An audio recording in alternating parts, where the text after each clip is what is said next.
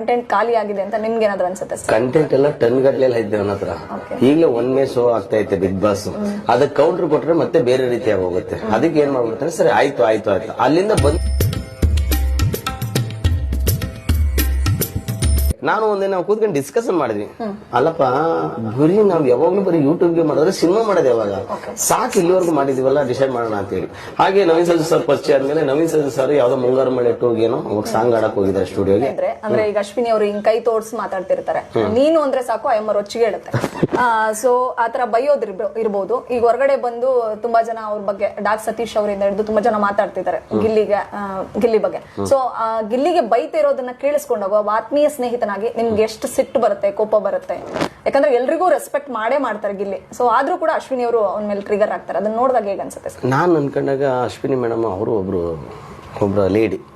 ಈಗ ನಾವು ಜೆಂಟ್ಸ್ ಮಾತಾಡೋದೇ ಬೇರೆ, ಲೇಡಿಗೆ ಮಾತಾಡೋದೇ ಬೇರೆ. ಅವ್ನ ಬಗ್ಗೆ ಮಾತಾಡ್ತಾರೆ ಅಂದ್ರೆ ಅವ್ರು ಯೋಚನೆ ಮಾಡಿ ಮಾತಾಡಬೇಕು.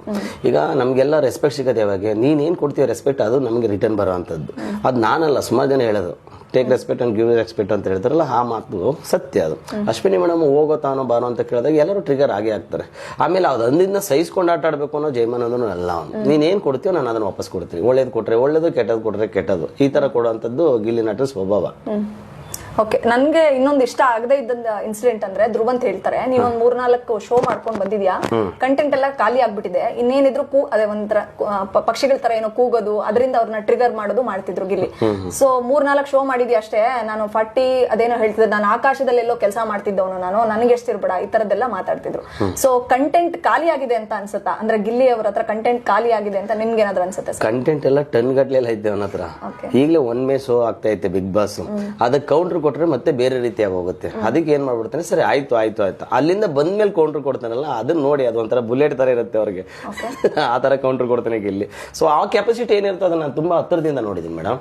ಸೊ ಅಲ್ಲಿಗೆ ಆಗಿಲ್ಲ, ಯಾಕಂದ್ರೆ ಕಂಟೆಂಟ್ ಕ್ರಿಯೇಟ್ ಅಂದ್ರೆ ನಮ್ದು 9 ಎಪಿಸೋಡ್ ನೋಡಿ ಇವತ್ತಿಗೂ ಕಂಟೆಂಟ್ ಮಾಡ್ಬೇಕು ಅಂದ್ರೆ ಗಿಲ್ಲಿ ನಟ ಬಂದ್ರೆ ಅದು ಬೇರೆ ರೀತಿ ಕಂಟೆಂಟ್ ಮಾಡ್ತೀವಿ. ನಮ್ಗೆ ಅದು ಆ ತರದ ಕೆಪಾಸಿಟಿ ಗಿಲ್ಲಿ ನಟಿಗಿದೆ, ನಮ್ಮ ಟೀಮ್ಗೆ ಹೆಂಗೆ. ಹೌದು. ಓಕೆ, ಇವ್ರ ಬಗ್ಗೆ ಒಂದು ಇಂಟ್ರೊಡಕ್ಷನ್ ಕೊಡ್ಬೇಕು.